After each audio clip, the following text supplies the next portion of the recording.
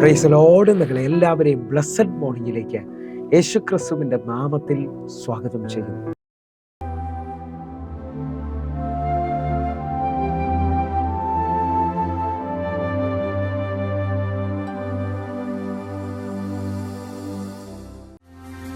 ഇത്രയും സ്നേഹിച്ചാൽ പോരാ, അങ്ങേ ഇത്രയും ആരാധിച്ചാൽ പോരാ.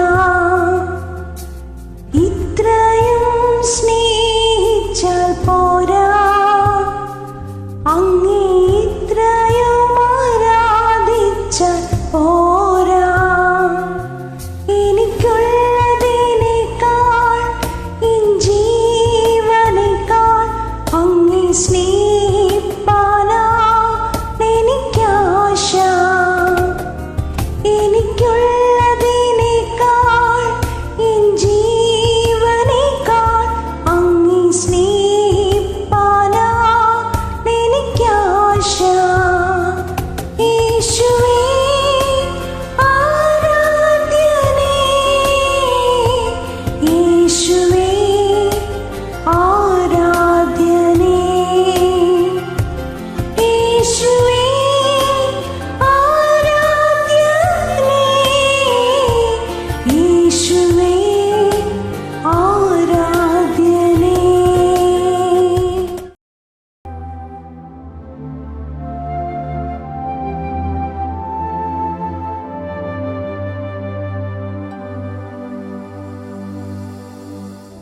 പ്രിയരെ, അനുഗ്രഹിക്കപ്പെട്ട ഒരു പ്രഭാതം കൂടെ നമ്മുടെ ജീവിതത്തിൽ അനുവദിച്ചു തന്ന വലിയവനായ ദൈവത്തെ നമുക്ക് ഒരുമിച്ച് ചേർന്ന് നന്ദി പറയാം. എത്ര പേർ പറയും, ഞാൻ നിന്നതല്ല, എൻ്റെ ദൈവം എന്നെ നിർത്തിയതാണ്. 2024 ഡിസംബർ മാസം 14-ാം തീയതി വരെയും എന്നെയും എൻ്റെ കുടുംബത്തെയും കണ്ണിലെ കൃഷ്ണമണി പോലെ സൂക്ഷിക്കുകയും വിടുവിക്കുകയും ചെയ്ത വലിയവനായ ദൈവത്തിന് നന്ദി പറഞ്ഞുകൊണ്ട് ഈ പ്രഭാത ചിന്തയിലേക്ക് നമുക്ക് ഒരുമിച്ച് അടുത്തു വരാം. നിനക്ക് വിരോധമായി ഉണ്ടാക്കുന്ന യാതൊരു ആയുധവും ഫലിക്കുകയില്ല.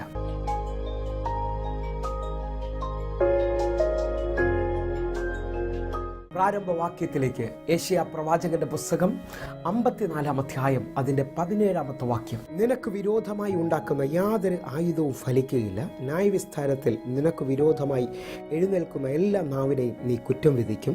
യഹോവയുടെ ദാസന്മാരുടെ അവകാശവും എൻ്റെ പക്കൽ നിന്നുള്ള അവരുടെ നീതിയും ഇതുതന്നെ ആകുന്നു എന്ന് യഹോവ അരുൾ ചെയ്യുന്നു. പ്രിയരെ, എല്ലാവർക്കും സുപരിചിതമായ വചനമാണ് ഈ പ്രഭാതത്തിൽ നാം ചിന്തിക്കുന്നത്. ഈ വാക്യത്തിൻ്റെ പ്രാരംഭവാക്യം മാത്രം നാം എടുക്കുന്നു.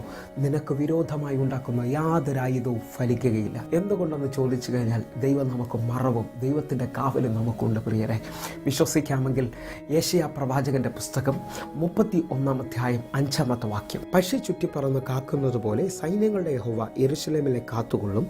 അവൻ അതിനെ കാത്തുരക്ഷിക്കും, നശിപ്പിക്കാതെ അതിനെ പരിപാലിക്കും. ഈ വാക്യത്തിലൂടെ പ്രഭാതത്തിൽ ദൈവം നമ്മോട് പറയണം, ഒരു പക്ഷി ചുറ്റിപ്പറന്ന് അല്ലെങ്കിൽ യെരൂശലേമിനെ കാക്കുന്നത് പോലെ എന്നെയും നിങ്ങളെയും അതിനെ നശിപ്പിക്കാതെ അതിനെ എന്നേക്കും പരിപാലിക്കേണ്ടതിന് ദൈവം നമുക്ക് ചുറ്റും കാവലായി നിൽക്കുകയാണ്. പ്രിയരെ, 91-ാം സങ്കീർത്തനം അതിൻ്റെ 4-ാമത്തെ വാക്യം പറയുന്നു, തൻ്റെ തൂവല് കൊണ്ട് അവൻ നിന്നെ മറയ്ക്കും, അവൻ്റെ ചിറകിൻ കീഴിൽ നീ ശരണം പ്രാപിക്കും, അവൻ്റെ വിശ്വസ്തത നിനക്ക് പരിചയം പലകയും ആകുന്നു. ഒരു തള്ളക്കോഴി ശത്രുവിൻ്റെ കയ്യിൽ നിന്ന് തൻ്റെ കുഞ്ഞുങ്ങളെ മറയ്ക്കുന്നത് പോലെ വലിയവനായ ദൈവം നമ്മെ ഓരോ ദിവസവും ഓരോ സെക്കൻഡിലും ദൈവം മൂടി മറച്ച് മുൻപോട്ട് നശിക്കാതെ സൂക്ഷിക്കുകയും പരിപാലിക്കുകയും ചെയ്യുകയാണ്. വിശ്വസിക്കാമെങ്കിൽ 91-ാം സങ്കീർത്തനം അതിൻ്റെ 10-ാമത്തെ വാക്യം കൂടെ പറയുന്നു, ഒരനർത്ഥവും നിനക്ക് ഭവിക്കുകയില്ല, ഒരു ബാധയും നിന്റെ കൂടാരത്തിൽ അടുക്കുകയില്ല. എത്ര പേർ ഈ പ്രഭാതത്തിൽ വിശ്വസിക്കുന്നു? എനിക്കും നിങ്ങൾക്കും വിരോധമായി ഉണ്ടാക്കുന്ന ഒരായുധവും ഫലിക്കുകയില്ല. അപ്പം പ്രശ്നമോ പ്രതികൂലമോ ഇല്ലെന്നല്ല, 100 കണക്കിന് പ്രതികൂലവും പ്രശ്നവും ഉണ്ടെങ്കിലും അതിൻ്റെ മധ്യത്തിൽ കണ്ണിലെ കൃഷ്ണമണി പോലെ എന്നെ സൂക്ഷിക്കുന്ന ഒരു ദൈവമുണ്ട്. പ്രിയരെ,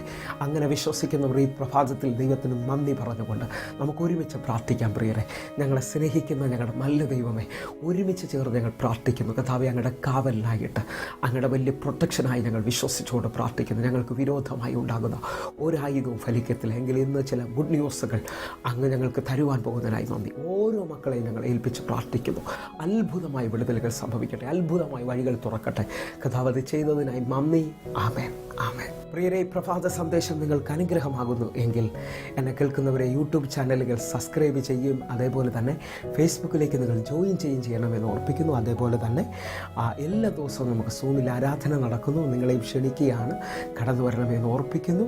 എങ്കിൽ ഈ പ്രഭാതം ഏറ്റവും അനുഗ്രഹമായി തീരട്ടെ. God bless you. ആമേൻ.